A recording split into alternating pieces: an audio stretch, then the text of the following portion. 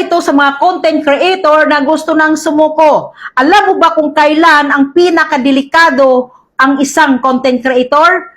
Hindi kapag wala pang views, hindi kapag walang kita, kundi kapag nawala na siya ng gana, pero may pangarap pa. Kung isa ka sa kanila, huwag mo munang i-skip ito. Kung pagod ka na, normal yan. Kung tinamad ka na mag-upload, tao ka. Kung pakiramdam mo parang walang nangyayari kahit araw-araw kang gumagawa, naiintindihan kita. Maraming content creator ang sumusuko hindi dahil mahina sila, kundi dahil wala nang nakakaintindi sa laban nila. Ito ang totoo, hindi ka tinamad, napagod ka lang, hindi ka walang kwenta, naubos ka lang, hindi ka talunan, nasa gitna ka lang ng proseso. Ang problema, masyado kang nakafocus sa views, sa likes, sa income at opinion ng ibang tao. Pero nakalimutan mo kung bakit ka nagsimula. Ngayon, paano maibalik ang gana?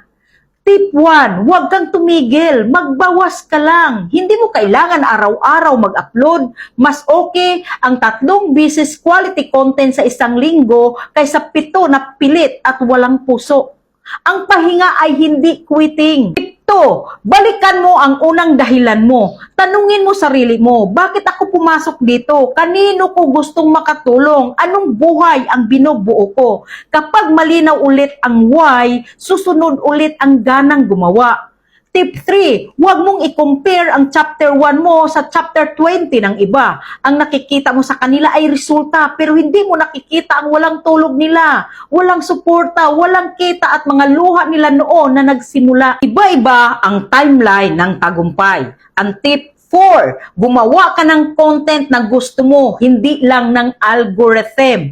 Oo, mahalaga ang strategy, pero mas mahalaga ang puso. Kapag masaya ka ulit sa ginagawa mo, nararamdaman yan ng audience. Kung may isa man akong gustong ipaalala sa'yo, hindi ka sinimulan ng Diyos para lang sumuko sa gitna.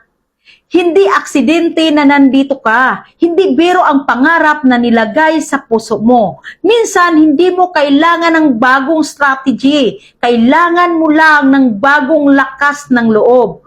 Kung pagod ka na ngayon, okay lang huminga. Pero huwag mong isara ang pinto ng pangarap mo. Mag-pause ka at magpahinga ka, pero bumalik ka. Dahil may isang araw, ikaw rin ang magiging inspirasyon ng mga muntik ng sumuko.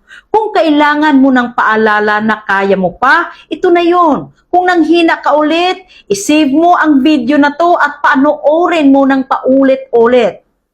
Sana natulungan kita. Like, follow, and share.